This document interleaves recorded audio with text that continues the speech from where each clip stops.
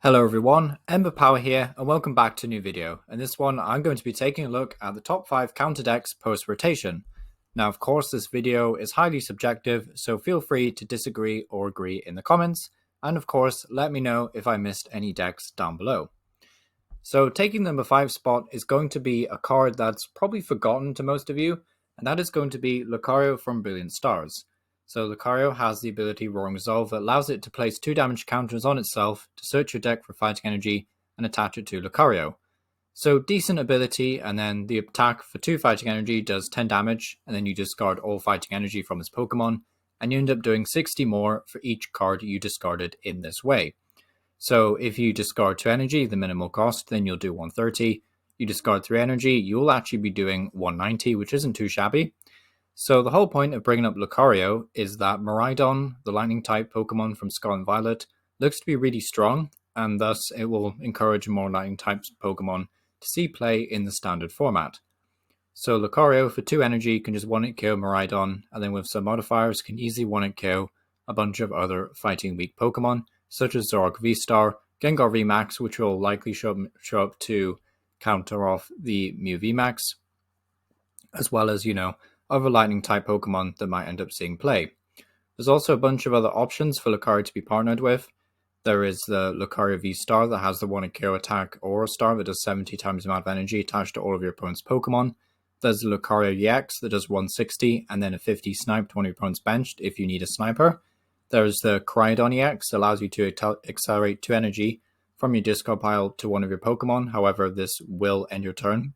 It will accelerate the fighting energy, so if you're able to get in some manual attachments, you could use this to quite easily 1-hit KO any Pokemon, but Cryogon will end your turn, so it's only really good on the first turn of the game.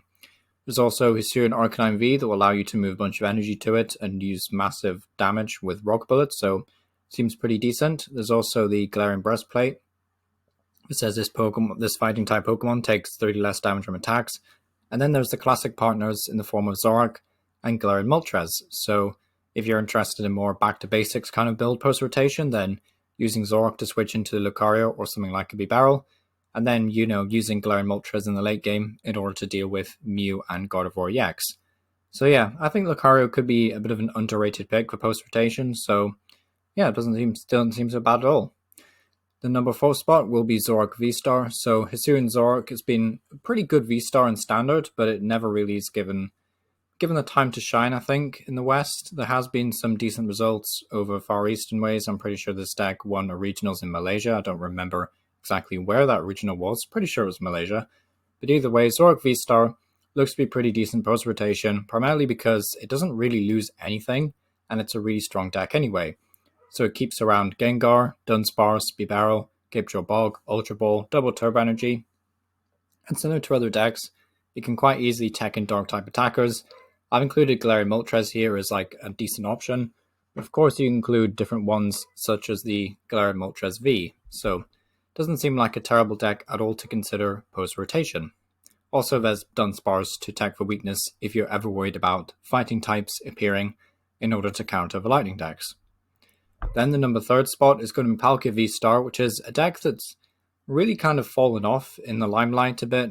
People don't really care about Palkia anymore. It's kind of like had its heyday in Astral Radiance and the Worlds format.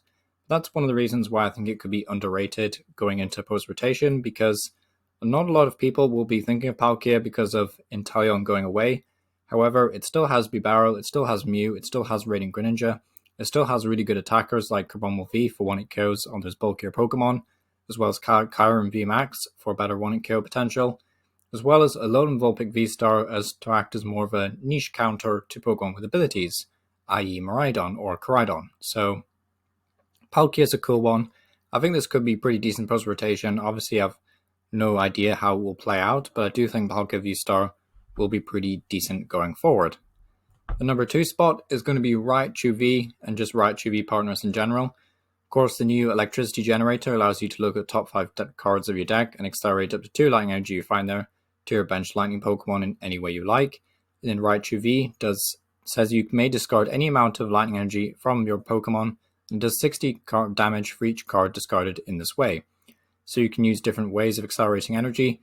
The most common way was using stuff like Arceus Vstar and Flaffy, but the generator means you don't have to be as reliant on Flaffy, which is really nice. And then you can use Miraidon to accelerate, bench Pokemon, so we can get our Mareeps, we can get our Raichu Vs that way.